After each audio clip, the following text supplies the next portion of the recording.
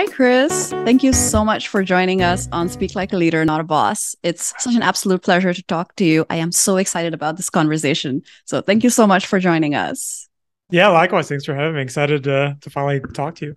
For those people that don't know you, that don't know your work, I would love for you to do a small intro about your work so far, especially your serial entrepreneurship a little bit and what you're doing now.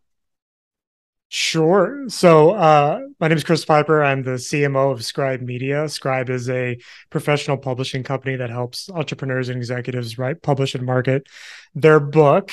But before that, I've been an enterprise marketer. I've had several startups that did not work out whatsoever and ended up back in house working as a marketer. I've really enjoyed that for about the past 10 years. So, like working with the scrappy startups, building a team from zero and helping them go from 1 to 10. Amazing. And we actually have marketing in common. One of my first jobs at Procter& Gamble was in PR and then in marketing. So I know that it's one of those things like if you really fall in love with marketing early on, then it kind of takes a hold of you and you never really get too far away from the world of marketing. Was that how it was for you? I think I'm one of the rare marketers, like yeah, kind of like yourself, where I took marketing in high school. I That was my major going into college. Like I knew I was going to be in marketing in some capacity. I always had the interest in entrepreneurship because as a kid, like all the rich adults I knew were business owners and entrepreneurs. I was like, I gotta be like that guy. So I always lived in the intersection of like marketing, business, entrepreneurship, and then like I said before, 3 times failed founder. So far, I'm sure I got a few more under my belt in the future. But right now, really pushing forward the marketing career as far as I can take it. Very interesting to know that you might go back to entrepreneurship in the future. So something that I'm really interested in knowing is that if when I say speak like a leader, and specifically when I say speak like a leader, not a boss, what comes into your head? What do those words mean to you? Do they carry like real world significance in any way?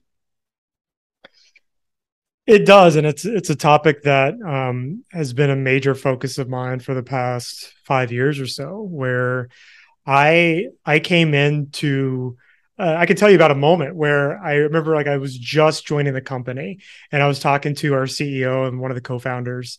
And I kind of like with mid sentence, I was saying something like, yeah, I think I'm a natural leader. And I kept on talking. And he's like, whoa, I'll stop you there. And he's like, I don't think you're a natural leader. And I'm like, what are you talking about? Like, how dare you even say that? Right. And he's like, well, first off, I don't really think anyone's like a natural leader, but like, especially not you.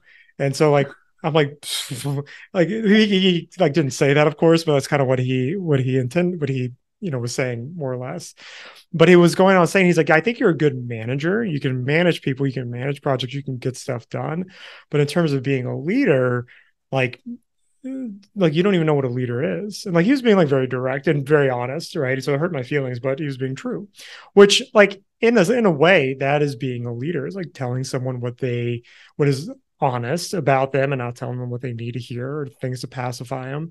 But it really got me thinking, and it really opened up the conversation of like, well then what really is the difference between a leader and a manager? And of course we're talking about this in like a work context, but like I was a pretty okay manager and I thought I was a leader because I was told I was a good leader like as a child. And I was in a managerial position at my retail job as a teenager, and then I was in some sort of quote unquote leadership capacity in my early career in my 20s.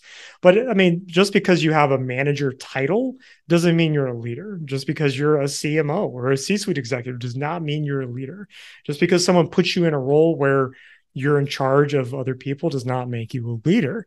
And really what I learned, and I had the pleasure of working with our CEO, Javon McCormick, the past 5 years, where his whole thing is about servant leadership. And so the really short version is leadership is just simply making decisions and helping support the people to get the best outcome for them. It's never about you. It's about supporting the people that you are there to serve and support, and getting everyone collectively together to drive forward, the initiative of the company or program or whatever it may be. It really has nothing to do with decision making or what people traditionally think about being the boss or being the manager or being in charge, which so many people get into those positions because they think they can make decisions to better help themselves. And if you're ever in a position like that where you're making decisions to help you, you are not a leader. You should not be in that seat. Absolutely. I agree with that so much. I really think that being a boss is very much about yourself, serving your own ego, loving hearing the sound of your own voice, feeling like you're the most important person in the room. And being a leader is the opposite in so many ways. It's really flipping that scenario and it being about your team and you shining if your team shines, and the other way around as well. Being the first one to throw yourself under the bus and not your team. And the reason why, for me, speaking is a very essential component of that, because the speaking part is how that really manifests itself. You can have all these great thoughts in your head, but if you're not speaking to your team in a way that is impactful, in a way that helps them, in a way that serves them, then you're not an effective leader. You might be a great leader in your head, but you're not actually a leader out in the real world.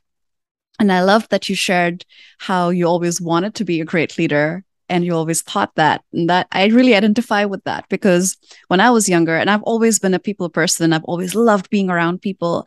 And I couldn't wait when I was a young corporate employee. I couldn't wait to become a manager and a leader. I couldn't wait to have like employees in my team and like work with them and like really be like this great, well-functioning, well-oiled machine.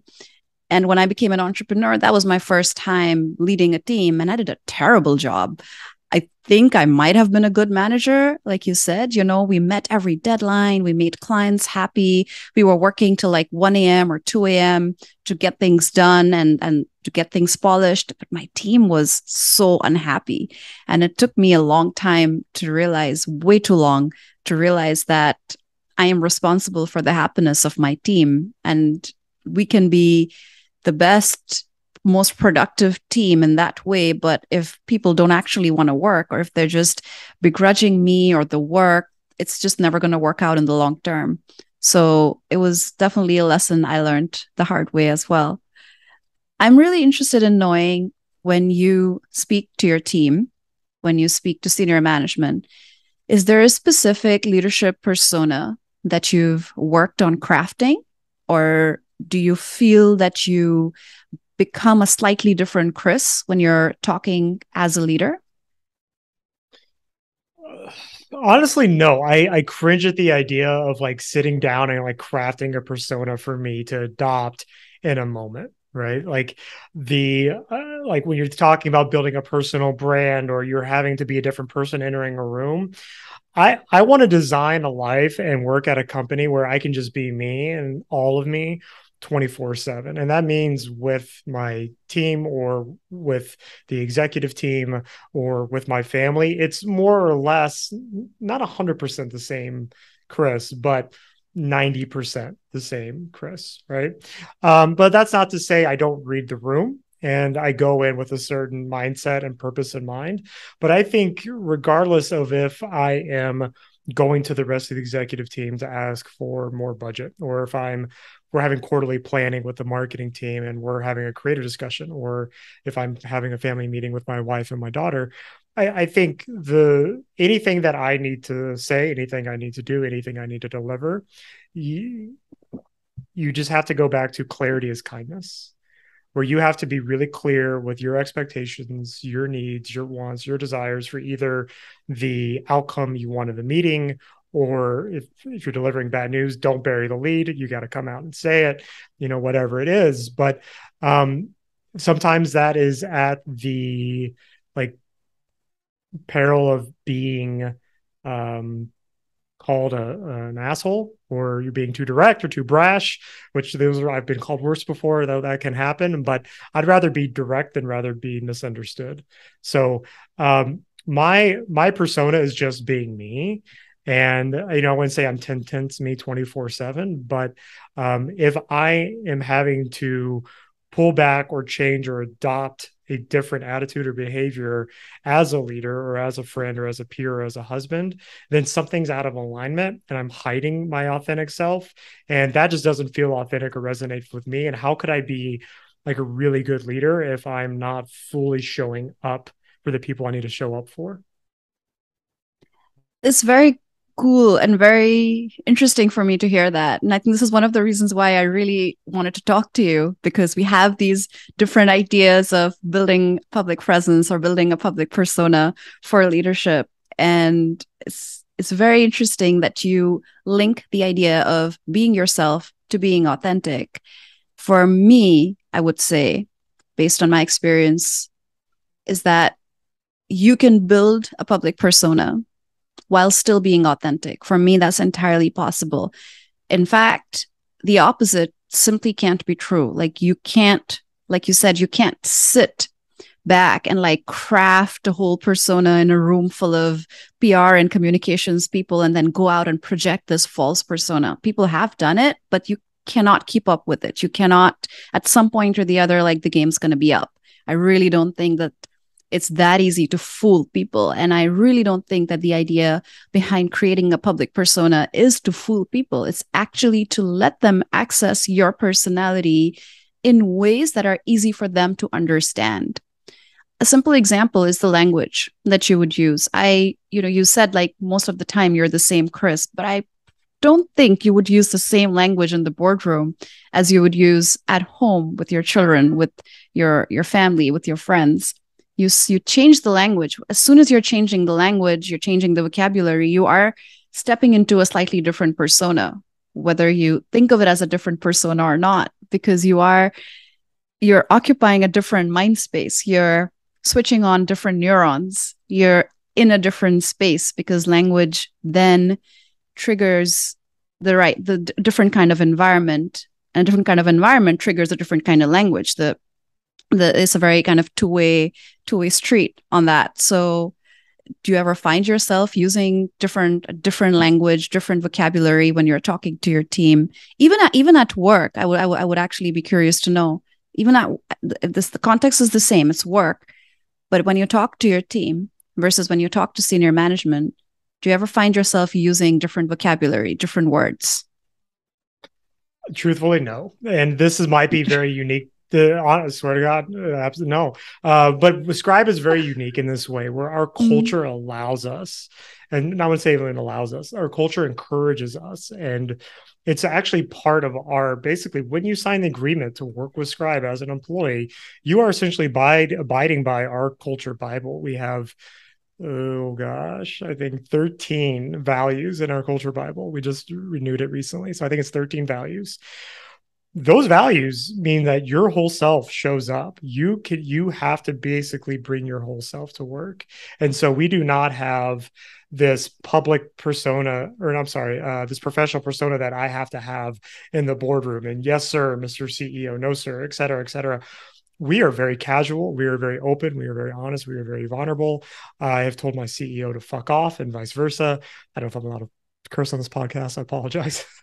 But I'm not being facetious. I'm being for real, because we bring our emotions, we bring how we're really feeling, and we talk things out in a way that's truly just human to human. And we get to like the core of ourselves, and really that's how we become like a really effective leadership team. And that's how we create these really bonded together teams and create this company of 110 people that just absolutely love where they work. We're not like most other companies where you do have to kind of drop yourself when you walk into the front door and you have to put on this more business-like persona. And there's more and more companies adopting to where you don't have to do that. And of course, Zoom kind of and remote work kind of changes that dynamic a little bit. But Scribe's culture is very unique to where I can talk to my CEO the same way I talk to the team, the same way that I would talk to my wife as she would walk in the door right now. Now, is it the exact same thing all the time? No, like I'm not, there's obviously some limits to that and boundaries, but that's why I really enjoy like just being on the leadership team in Scribe is you don't have to fake being this like executive, this polished person. You can just be you. And I think that's an amazing way that to be able to show up in the world. That's fascinating. I find this, I find the culture at Scribe completely fascinating. And I also find it fascinating that not only are you the CMO, but you're, it's kind of like you're embodying being a person, being a scribe representative. You're really bringing that to life for me. I can actually now like visualize or imagine like a meeting going on between you and your CEO. And I would then say from how you're describing that you don't focus on creating a specific persona, but you did mention very clear principles that you follow in all your communication. And I would say that perhaps what happened at some point was that you took these principles and you made your communication so streamlined, so much like a leader, that you might speak like a leader no matter what the environment is. The principles that you mentioned, the ones I really enjoyed hearing about, were clarity is kindness, which is really interesting because it's not just kindness to the people that you're talking to, it's kindness to yourself, because the clearer you are, the clearer you're articulating your thoughts, the clearer you're being with yourself, with everyone else, you're setting the right expectations, making sure everyone's on the right page. And you're so right. It's kindness in every situation. So perhaps that's something just kind of, I'm just figuring out like how this transition happened, because at some point there was a transition, because you told me when we started the story, you said that at some point your CEO said, you're not yet a leader, you might be a good manager. But then something happened to get you to the stage where now you're absolutely confident in the fact that you do speak as a leader all around at work and in your personal life. Was there something that you worked on deliberately in that time, from in between being told that you're not yet a leader, don't call yourself a natural leader, to now? There was a lot of things, right? So I would say there's a lot of steps, a lot of practice put into place. But there's one moment that I can think back to where I wouldn't say that there was a natural switch, but it gave me like an unwavering amount of confidence to say that, like, oh no, I can be this leader that I really want to be. I can be a leader like the other leaders that I see and that I aspire to be like. And so, long story short, what happened was we were having our company-wide summit, and this was like I think in 2018, so a few years back, 2018 or 2019. And we write and publish books, right? So one of our authors that we worked with, his name's Philip McKernan, and he wrote the book One Last Talk. And essentially, the summary of the book is, it's a little bit dark, but just bear with me. It's like, if you're on your deathbed and you have one last talk to give, what is that talk? What is that thing you have to say, and who do you say it to? Okay, well, don't wait till you're on your deathbed to say it. Do it now. Do it today. And that's the concept of the book. And the book actually walks you through how to write your one last letter and how to write your one last talk. And up to this point, I've never done any public speaking. I don't like speaking in public. I'm a man of very few words. I'm very introverted. I don't even like doing podcasts. I get really nervous when I talk. So this one last talk I gave in front of the entire company. And it was about all of my childhood trauma, all of my young adult trauma, and basically that arc of what had happened to lead to where I was. So I was like a product of like a abusive divorce, and then I had a child and went through a custody battle for 10 years with her, and et cetera, right? So I'm standing in front of however many people we had in the company, like 40, 50 people, giving a 15-minute speech about basically the most traumatic experience of my childhood and adult life, being completely honest, completely transparent, and then just like trying to hold back tears. Can't do it. Give this speech. The speech went well. And, of course, everyone, standing ovation or whatever. And, got Slack messages of like, you're my hero. Thanks so much for sharing that. Really respect you. I already had like a certain level of peer respect, and people like me, I like them, or whatever. But it wasn't about gaining respect. But what that really made me realize was, like, if I can do that really painful, somewhat embarrassing, extremely vulnerable thing. I couldn't imagine anything worse. Like, I would rather stand up naked in front of everyone than have to do that speech again. But if I can do that, I can go into a room and have a salary conversation and let someone know why they're not worth the salary they think they're worth, or why they're not getting promoted yet. Or I could have a conversation with my CEO why we're going to miss that quarterly target or whatever. I can go into a planning session, talk about the challenges I've personally had for this past quarter, what I'm going to do to rectify that so I can level up myself to lead the rest of the team for this upcoming quarter while we strategize that. Everything else is going to be really easy, because what I think that flip switch moment for me was just realizing the more vulnerable I am, and like in an authentic way, not like in a, people take it completely overboard a lot of times. You know what I'm talking about, like the LinkedIn, a lot of LinkedIn personalities, right? But that's when I realized that's how at least I can work right now in this moment on being a leader. I can be myself. I can lead with vulnerability. And people will just see me as a human that's imperfect, but trying their hardest and doing everything I can to put myself and my emotions and who I am on the line to support and serve the rest of the team. And if they see that, they will, I mean, not that I want to say like they'll follow me, but I don't want to, like, I'm not a shepherd. I don't want them to follow me. I want them to challenge me. I want them to believe in me. But I mean, ultimately they have to believe in you and follow you if you want to be a leader. Right. So that is where I really realized if I just focused on that element and was just transparent and communicated with my team in that same sort of fashion where appropriate, everything else could fall into place, and the rest of leadership would more or less take care of itself. That is such an amazing story. Thank you for sharing that. And it especially means a lot coming from someone who doesn't love public speaking, and you don't think that public speaking is something that you want to be doing a lot of in general. But just that one story really goes to show the transformative power of being on stage, which is something that I really believe in. Because for me, being on stage and the act of speaking on stage in and of itself is a tool. It's not the destination.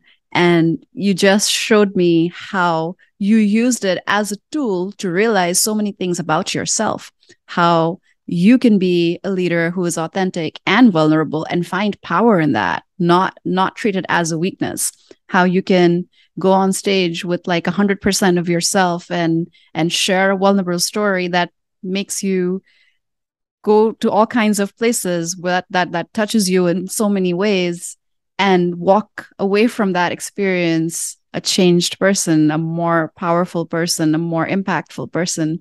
And that's exactly what being on stage and public speaking is about for me.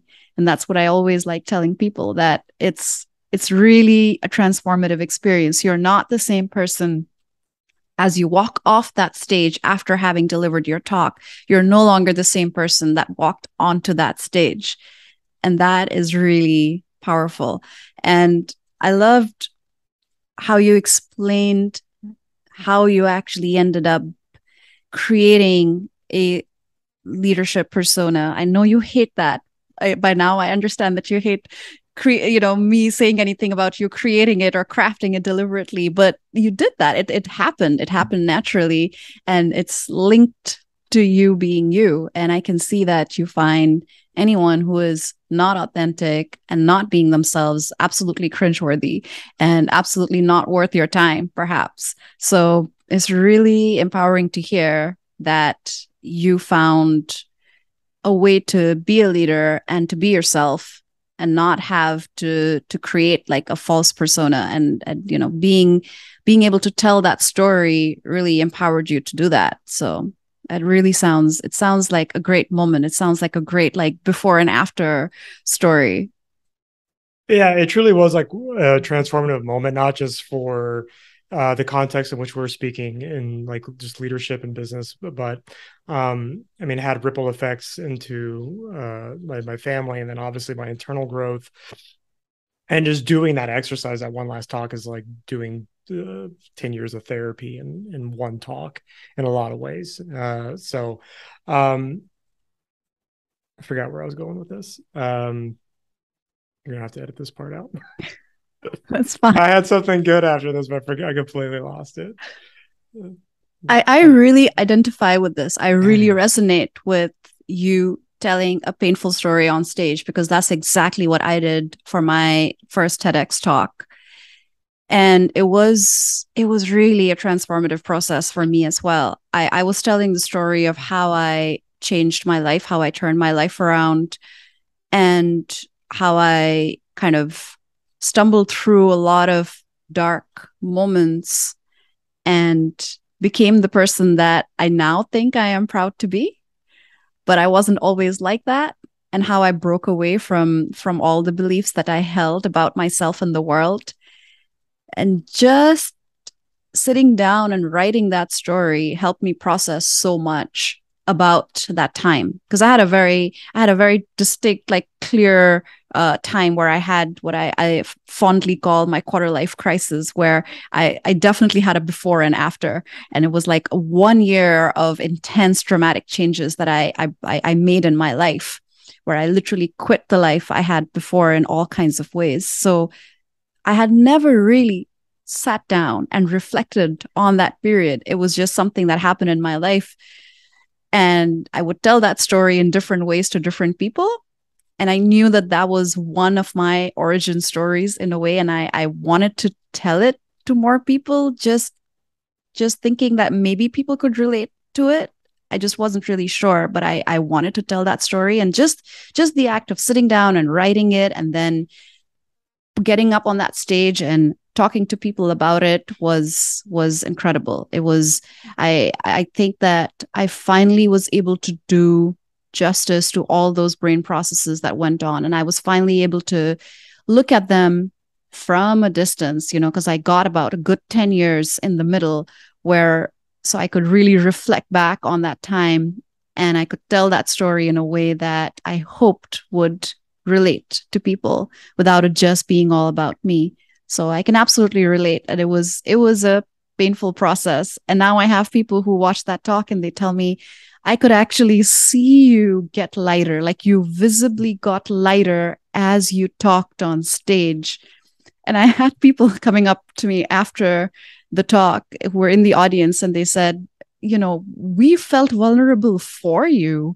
We felt it. We felt embarrassed for you at certain points, because I was just being so naked and honest and transparent with what happened in life. And some of it was ugly. And I was like, that's really interesting. I never thought that someone could feel embarrassed on my behalf. And then they said, no, but it was an empowering experience. Like we could never imagine saying those words, but the fact that you were right up there and saying it, like it's really, it was really something. So the words that you say, especially in public, can really have a deep impact on yourself and on others. And for me, that's really the power of being on that stage. But that said, Yeah. I am really curious about why you're not considering doing more speaking in public, especially since you had an experience that was transformative and ultimately positive, even though it was painful. Is there a specific reason why you're just not interested in doing more? It's a good question. I can't say I'll never do it. It hasn't been a focus of mine. I just I'll say this. I think sharing your truth is one of the most empowering things you can do. So anytime you can talk about your real life experience, the good, the bad, the ugly, everything in between, I mean, it can move mountains for you and create opportunities and friendships and partnerships and things that you never would have been open to otherwise, because people just want to connect with other like real humans, right? Especially in the age of Instagram and LinkedIn influencers and all the fakeness. They want to find the real people. So like I gave I would say I gave a speech. I did not give a speech. I wrote a post yesterday and put it up on LinkedIn about a couple lessons I learned through my 3 failed startups.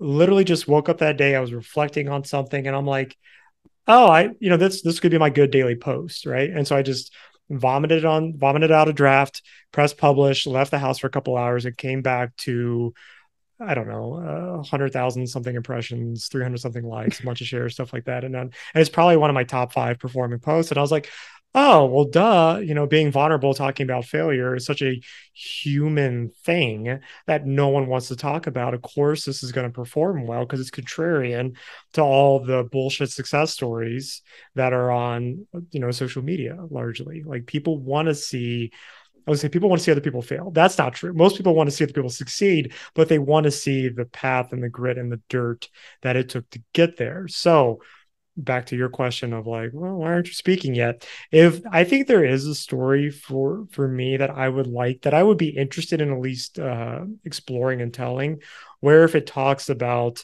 the 90% of failure and hardship I went through in order to get to the, proverbial top of the mountain.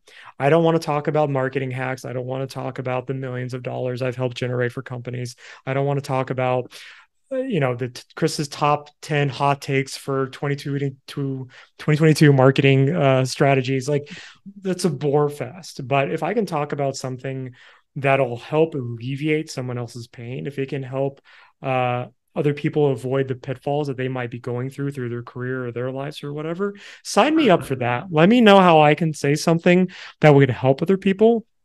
I could do that, but I just, it's, we're I'm a CMO and I'm a father and a husband, and, I'm trying to do hobbies and work-life balance and yada. So speaking definitely is not a top of the mind thing right now, but I don't know if I keep doing this podcast thing, which, I really do these types of things because they make me nervous, but maybe I will have to start speaking at some point.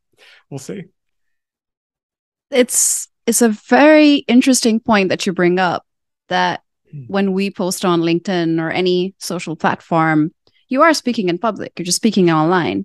So you are putting yourself out there, you are addressing an audience that can be potentially quite large. And the fact that so many people were able to relate to your story, it really means that you have a lot to say that can be relatable for a lot of people, that can be inspirational for a lot of people in, again, non-cringy ways. And you brought up a really interesting point, which I think is really the trend now, specifically on LinkedIn, but also other platforms, I think, and hope that people are no longer interested in these like super polished, super refined, super packaged people and content. We're no longer interested in just shiny objects. We want to know the grit and the work that goes behind the scenes. We are about being real and, peeling back that layer, peeling back that curtain, and really seeing into people's real lives. And same here. Every time that I've written about something that is painful, something that was a failure in different ways, I have gotten very positive response. And like you said, it's not because people want to see you fail, but people want to see all the work that you put in. And a lot of the response that I've gotten after posts like that on LinkedIn has been, look at where you are now. Look at how far you've come. You're such a great success. And then I tell them, I don't think I'm a success, but it's really kind of you. But people are really, they really rally around that cause of like someone who's gone through that transformation, someone who's gone from, seeing failure after failure to someone who is now where they are, and they're able to talk about it and they're able to reflect on that. So really, I think there's a very smooth transition that can be made from that to speaking, and it really brings me to personal branding, which is something I like talking about a lot, because personal branding is such a trendy term. I really think if you start using the term personal branding, like even the LinkedIn algorithm starts liking your content and it starts pushing your content out. Like it's just weird and magical and bizarre.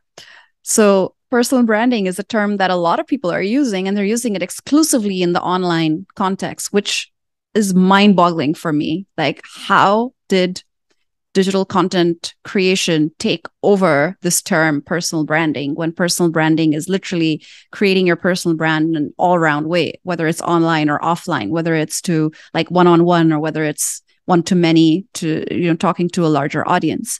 So I really think it's again really interesting for me, but I really think that you are creating a personal brand, whether you like it or not, whether you're doing it by design or just by being yourself. But just the fact that I can get such a great sense of it, and hopefully people listening as well can get such a great sense of it by just listening to your stories, listening to like your no BS approach, your, super honest, kind of brutal, radical honesty approach is in and of itself the Chris brand.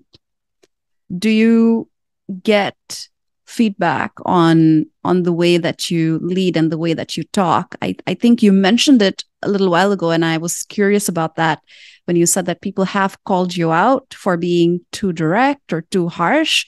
Does that still happen? Is that something that you think about or that you consider or factor in your communication?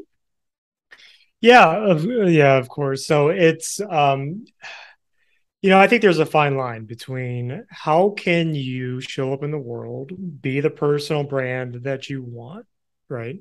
Whatever that means for you, but also be welcoming to all people and be seen and heard the way that you want to be seen and heard. Because there are plenty of people that can say absolute truths, but it's not received in a way that it's heard the way it's intended. So the way that you deliver messages certainly matters. So I've had to soften my approach in a lot of ways. I've learned a lot of lessons by my daughter. She's a 14-year-old girl. She's very sensitive, like on the extreme edge of sensitivity. Like I could barely raise my voice, not even in an angry way, but I could just barely raise it. And she's like, "What did I do wrong?" Like nothing. I just was seeing what you wanted for dinner. But like it's a lesson that I've had to learn, that I've also had to apply at work, where the approach matters, the framing matters. I'm almost always going into one-on-one conversations, salary conversations, career conversations, quarterly planning conversations. I'm blocking out as much time as I can ahead of that to get in the right mind space, check, play through different ways the conversation can go, different framing of the thing I want to say. But ultimately, always going back to clarity is kindness. I'm allowed to be imperfect in this. I don't expect them to have a perfect response in this. And just try to have the best interaction that I can. And kind of related to what you were saying with personal brand, there's a full brand team that I have access to that I do not use for myself, for my content or anything. None of it. And a lot of, because I get DMs of like, who's writing your content, who took your photos, like who's doing your video work, all that. Me, 100% of it. I'm purposely not utilizing this team because I wanted to see what it was like for me to create it, what would actually come out without having a team of people like mastermind this thing and try to make it perfect. I wanted to kind of see how the sausage is made, just because I'm curious from like a media perspective on how brands can be created. But also I'm like, I can't know who I am if I'm outsourcing it to a team of people to make me look good and try to get more likes on it on LinkedIn. That's just not the route I want to take. So there is part of me where I want to listen to the DMs where they say, "Hey, I think if you did this, this, and this, and use this hashtag, you could blow up and you could get more popular." Well, that's not me. So like for a split second, they're like, "Ooh, should I do that? That would be great." But what's the point if it's not really in alignment with who I am? So I think it's this kind of this push and pull constantly of trying to like, maybe that's the shortcut or the silver bullet to the LinkedIn algorithm. And if I just concede on this one little thing, I'll jump up to more followers or whatever metric it is you're following. But ultimately, do you care if you're got a bunch of people that are following you when you weren't 100% you? I don't. That makes a lot of sense. There are so many algorithm hacks that people know of. We've all seen them. If you write a post a certain way, if you create a specific visual, create a specific narrative, you're going to get more likes, you're going to get more followers. And I totally agree with you. If it's something that A, either you didn't create, or B, you weren't being authentic when you wrote it, does it really matter to you? Maybe it matters to you on the surface, but deep down, will you really feel like you deserve it? Will you really feel genuinely happy about it, as happy as you would feel if you were to pour your own heart out and people would relate? And also doing this as an exercise, kind of going away from your own story and trying to please the algorithm or please your audience and not really be authentic, it actually works. It works against you being convinced of your own self-worth in a way, because then you say to yourself, yeah, okay, I wasn't myself, and look, that got me results. Let me do more of this. Let me, post more selfies, or let me post more stories of whatever it is you're talking about that is getting that response. And it's not, I don't really care about them. They're maybe half true and half embellished, but look, it's going to get a response. So you're really using that positive reinforcement against your own self-worth, I think, if you're going down that path. And this is exactly the reason why I totally agree with you that someone else writing your content for you is not the way to go, at least not for me. I would never advocate for that, and I don't really believe in that. And this is kind of weird and controversial, since I have a background in PR and I've been on teams where we've ghostwritten for CEOs, entire articles, social media posts, what have you. And I have never felt like this is doing justice to the person. We had some things in place where we would get the CEO to actually give us their notes first. So we wouldn't just write from scratch. But even then, I always felt like it would be so much better if this was coming from the CEO themselves. It would be so much more authentic. And I am absolutely not in favor of people writing out your speech, for example, in a public speaking context. Just people just handing you a speech to deliver, because at that point you're basically just a mouthpiece.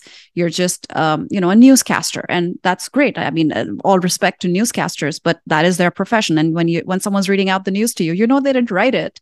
In fact, you hope they didn't write it. And it's the same thing if you're just being given something that is extremely polished and packaged, and you just have to deliver it. Absolutely. Then the whole idea of speaking in public and using it as a transformative exercise just goes out the window.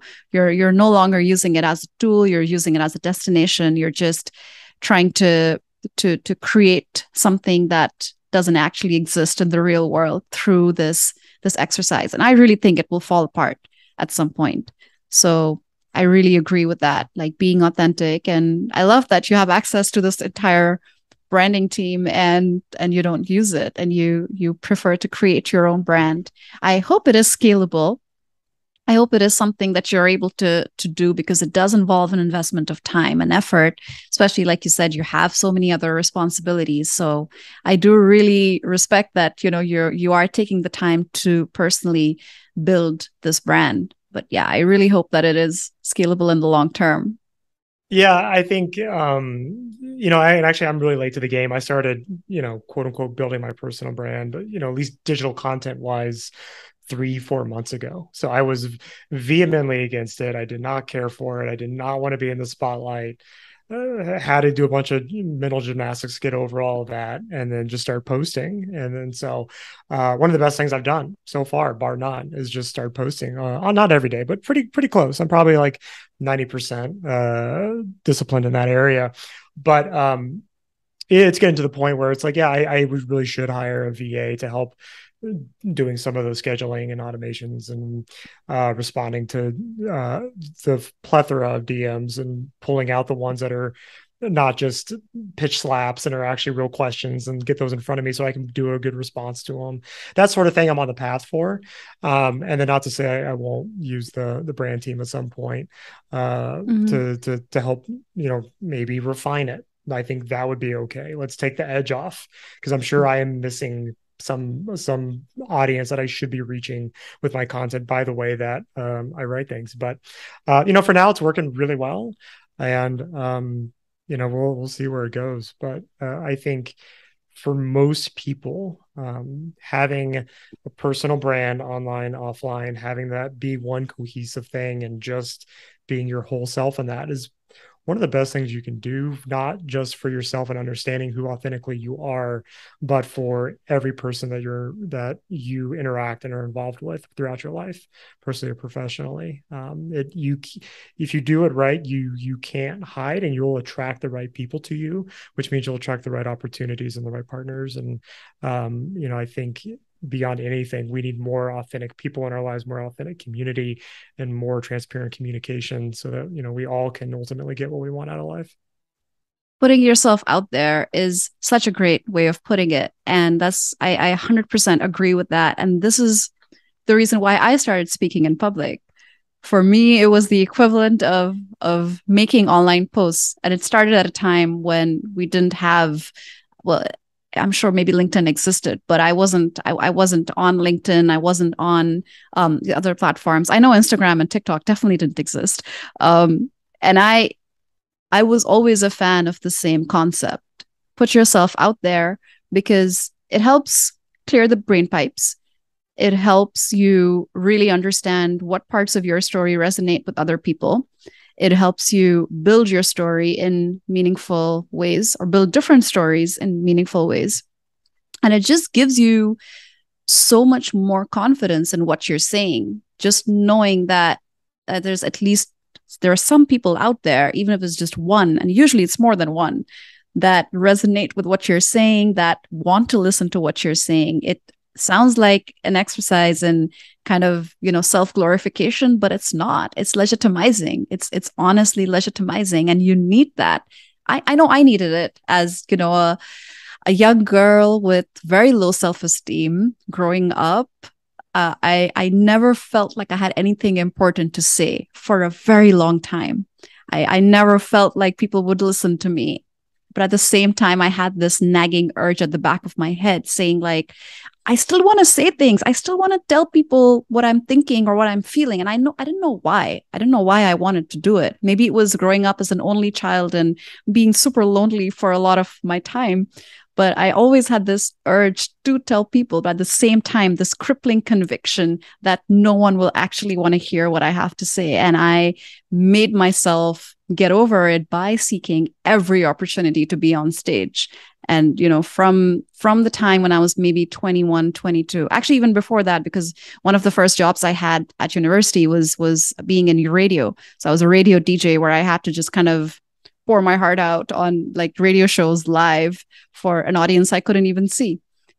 So from that age, I tried my best to be on every stage I could. And every time I would go on stage and I would walk off that stage, I would feel a little bit lighter, a little bit elevated, a little bit more convinced of my self-worth.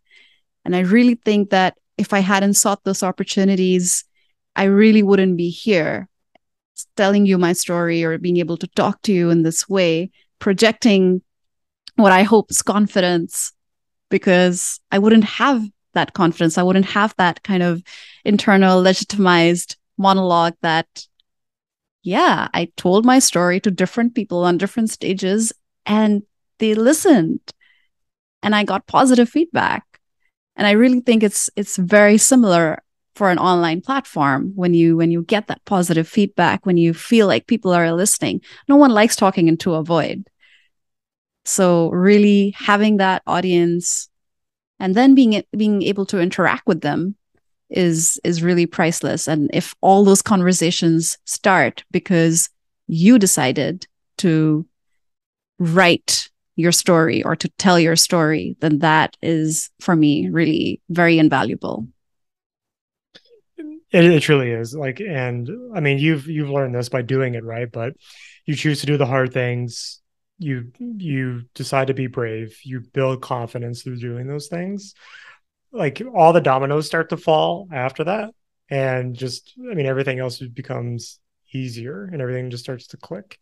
And then it might not even be the act of speaking, but you have those conversations when people run up to you after you get off stage. You get the LinkedIn DM saying, "Thank you so much for posting that. I have felt that way for years. I didn't think anyone else experienced this. Like, people are just looking for other people like them, and they want to know other people are as imperfect as they are. So realizing that you've done a thing and you've survived it and you're helping someone else realize that someone else has been in the same shoes as them and they're a-okay, especially as you become like in a privileged role like myself, where you are, for some people at least, looked up to and considered a leader. And you got the 3 letters after your name, and the quote unquote, you made it, man, good job. But they can hear about what you did in order to get there and how it was not this perfect journey. Like you can connect with 1 or 2 people that'll tell you like how much that changed the trajectory of their life, and that how much that mentorship or that LinkedIn post or that speech meant to them. That builds so much confidence in yourself. And like anyone listening to this needs to realize that every leader, like real leader, has so much deep internal insecurity that they're going to fail the people that they are leading. Helping that, them knowing that they have done something or have led a team or a company in a way where it was heard and appreciated, and they did something that supported their own life. That's all they really want to hear at the end of the day, right? That they've made the hard decision to do the thing that they didn't have to do, and it's bettering someone else. I mean, that makes the 6 a.m. LinkedIn post worth it, I guess. Absolutely. I love that people are just looking for others that are like them. I really agree with that. Especially sometimes the more you feel like you are unlike your environment, that you are just someone like who's like a fish out of water, the black sheep. That I really think I was a black sheep when I was growing up from my environment. So the more out of place you feel and more out of sync you feel, the more you try to turn to people that are like you to try to find, your flock, try to find what's the word I'm looking for? Your gang. Yeah, crew, Sorry, it's gang, escaping me. your people. There's another word. Finding... Your people, your crew, perhaps. That's what. Yeah. Your tribe.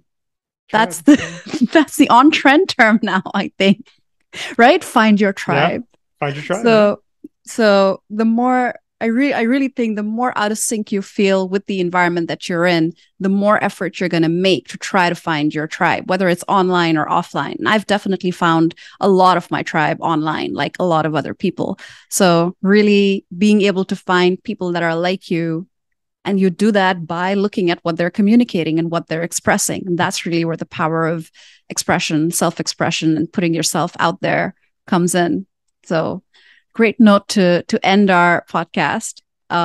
Any last thoughts, Chris, before we sign off? I think we covered the gamut. This has been a lot of fun. Thank you for having me on. Thank you so much for being here. It was amazing talking to you. I loved that you challenged a lot of the beliefs that I had. And I loved that we had this great conversation about finding your self-confidence through expression and personal branding, as much as you dislike that term. So thank you so much again for being here. Thanks for having me.